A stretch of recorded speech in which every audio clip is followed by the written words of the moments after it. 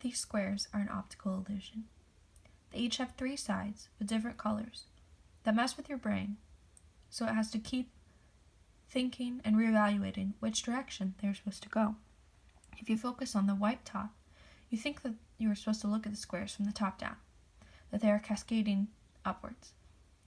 If you look at the black square, you think that they're cascading from left to right. And if you look at the gray square, you think they are cascading from right to left.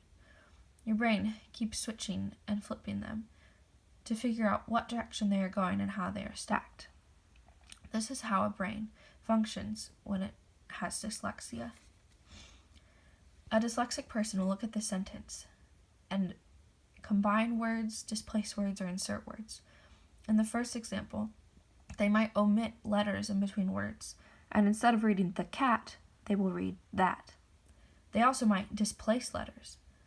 So instead of reading cat jumped, they might only see the T, the E, and the D, and read Ted. There are many other motions that the person's brain will make that overall confuse the sentence.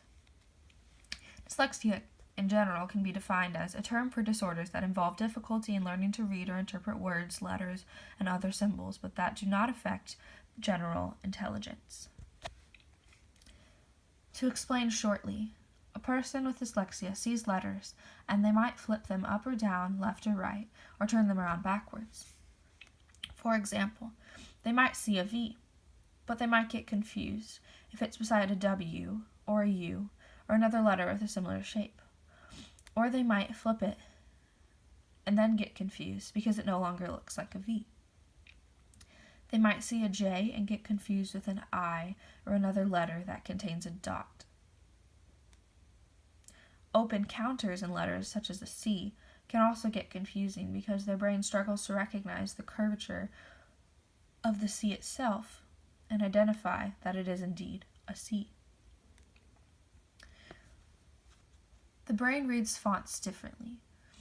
Serif fonts versus sans serif fonts can be used for different things. Most large passage reading fonts are serif fonts because it helps to have a serif to differentiate each letter from itself and allows the brain time to recognize and comprehend each letter individually. Sans serif fonts can also be clear in other situations. This is a sans serif font text. The quick brown fox jumps over the lazy dog. Your brain looks at each word and identifies the T, the H, and the E, which transforms into the word the. This is a serif font. The quick brown fox jumps over the lazy dog. In a similar way, your brain identifies the T, the H, and the E. As you can see in the word the T and the H are connected and touching, which forms a ligature. Your brain still analyzes this as the, even though the letters are together. This is the dyslexia font. The dyslexia font transforms letters so that a person with dyslexia can understand and read quicker and easier. It changes certain parts about the anatomy of the letters that makes it readable and understandable. As you can see, the bottom of the fonts are heavier, which allows the person to have a grounding when they're reading it and they won't flip it as quickly. As you can also see, some of the letters are slightly tilted, as in the J and the lowercase I. This helps the person differentiate it from the next one because it doesn't quite look the same. Because the stem of the letter is tilted, it registers it as different than if the letter was straight up. You can also see, as in the B and the D, that the space around the counter is slightly varied. The top of the curve is thinner, which helps the person differentiate that from the next letter.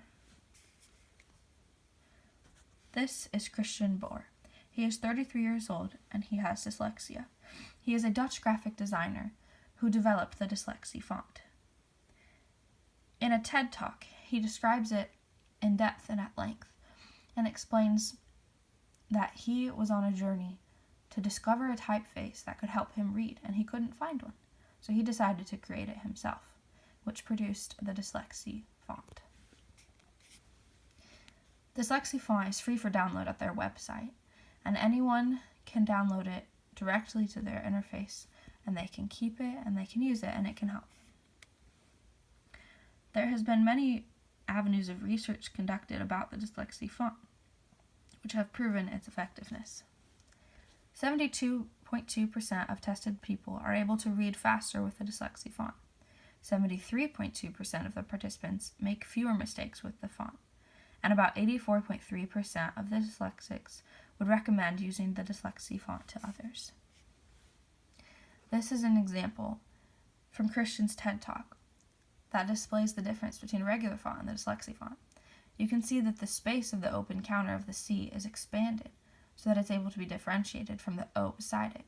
You can also see that the curves around the S are expanded and the bottom of the small counter of the E so that it can be differentiated from the letters beside it. Furthermore, the ascending stems and descending stems, or the ascenders and the descenders of the H and the P, are extended so that they may be differentiated from the N and other letters that are similar. This is a sentence written in dyslexie that a person would get excited about because they were able to read it. What if I told you you read this right? Then there is an awkward moment when you realize you read this right too. And you just read moment after awkward, and now you don't have to go back and read the sentence again. A quote from Christian Bohr: "Dyslexia should not only be known as a reading problem, but as a gift."